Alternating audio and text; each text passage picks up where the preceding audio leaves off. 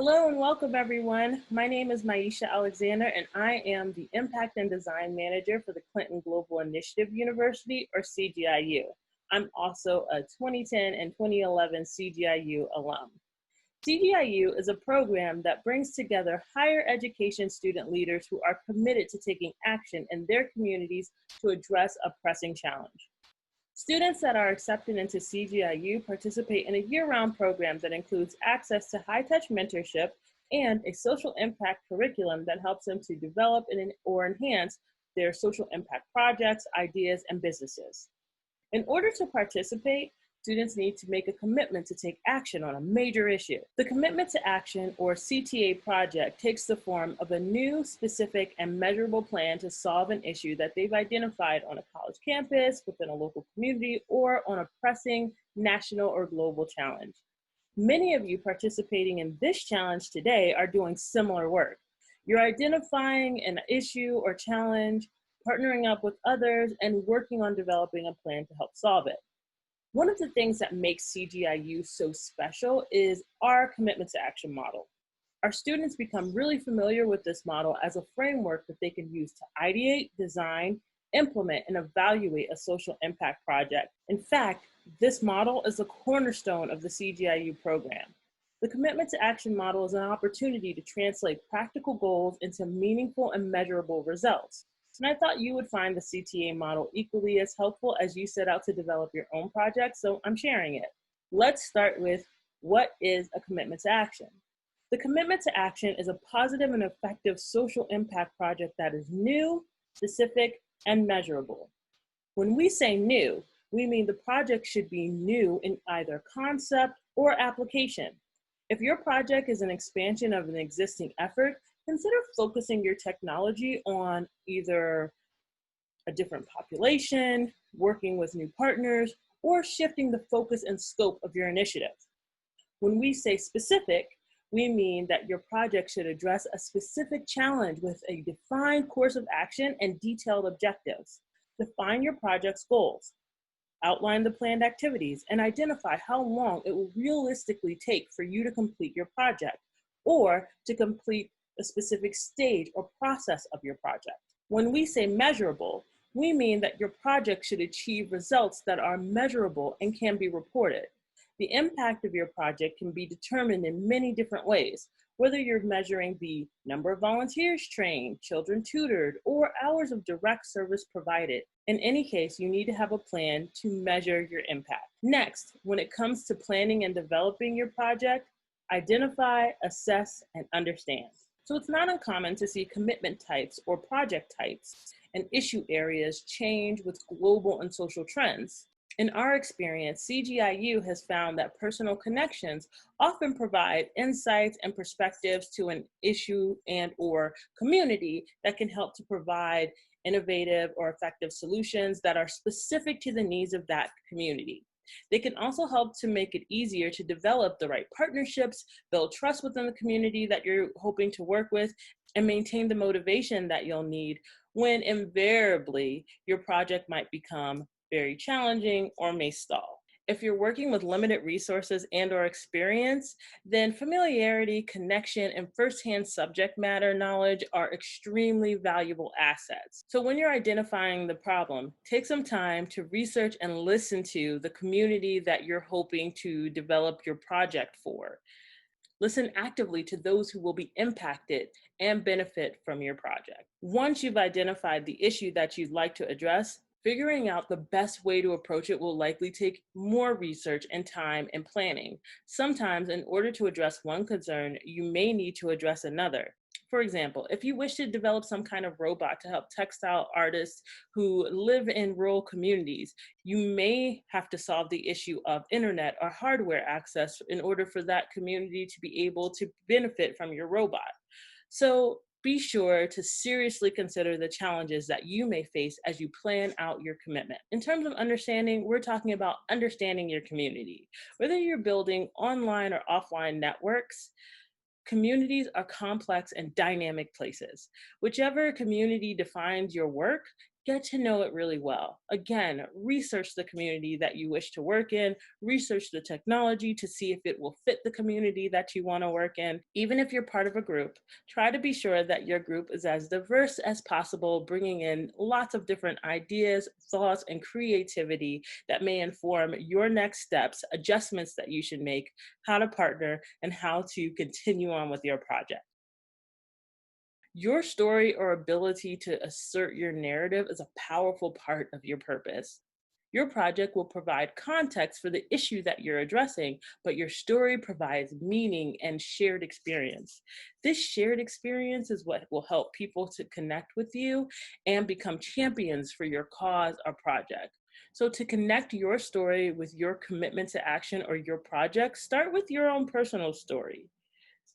Why are you here? Why do you care? Why is this important to you? And why is this project important to you?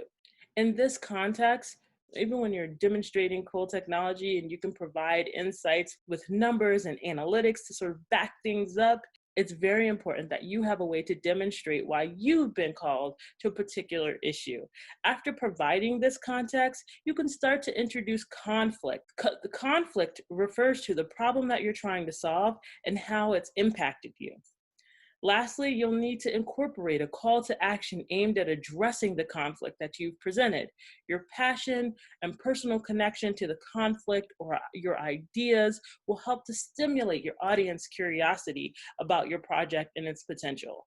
Stay authentic. Don't make things up. It's essential for potential collaborators, such as investors or other partners, be able to see who you are and why you're passionate about the issue that you're trying to solve or raise awareness for.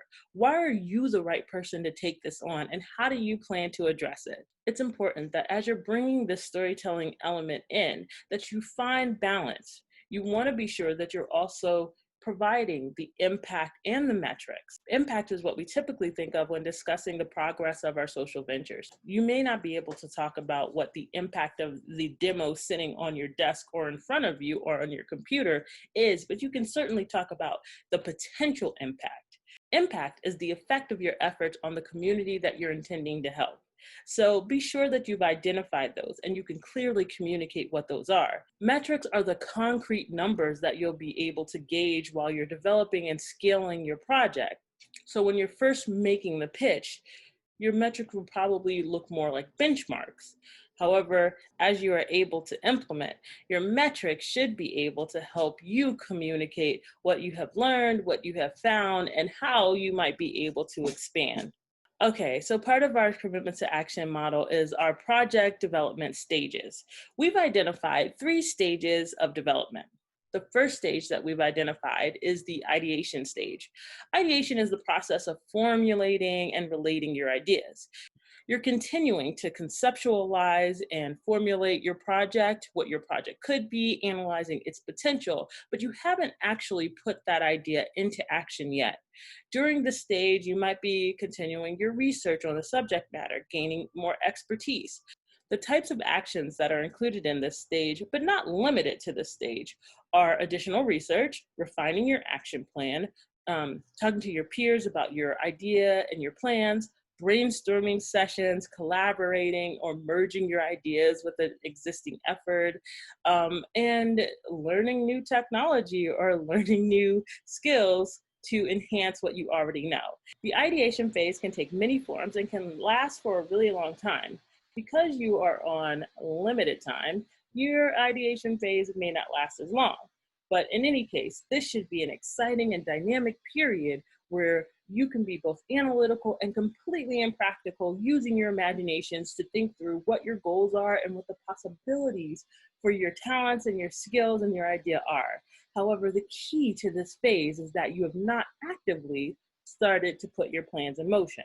Once you start to put your plans in motion, you're moving into the implementation phase. The implementation phase is all about when all that planning and strategy that you've worked on during your ideation phase moves from concept into action.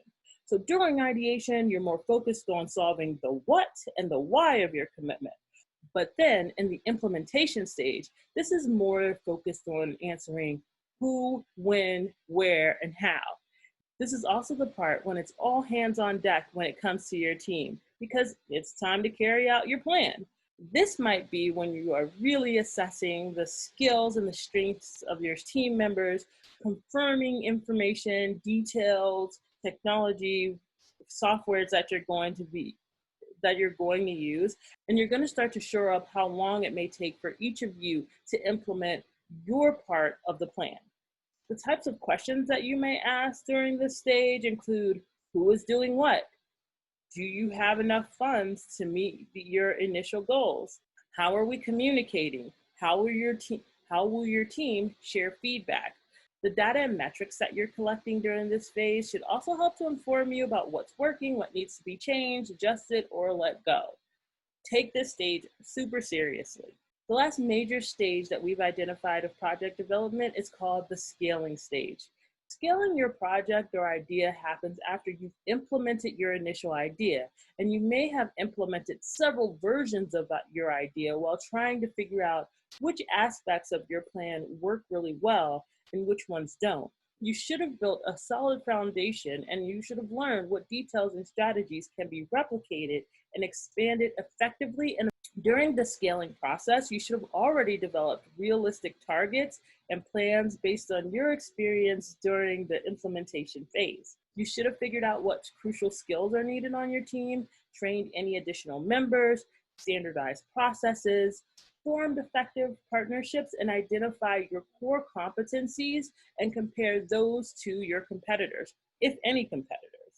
You should be able to provide really clear metrics and data about your actionable progress, particularly since these outcomes informed your decision to scale in the first place. The types of questions that you should be asking when you're in your scaling phase should include questions like: how much money have you raised? Who are your funders? How much more money will you need to maintain operating costs for a year, for 3 years? What are your plans for expanding? Can you share any links about the work that you have done? Press, social media, anything that you've received? How many jobs have you created? You should be able to answer some really clear-cut, strong questions before you're ready to effectively scale your project. I hope this overview of our commitment to action model helps to provide some kind of framework for you, especially those of you who are interested in pursuing professional initiatives within social impact, social entrepreneurship, and civic engagement spaces. Good luck to all of you, and I can't wait to see all the great new projects.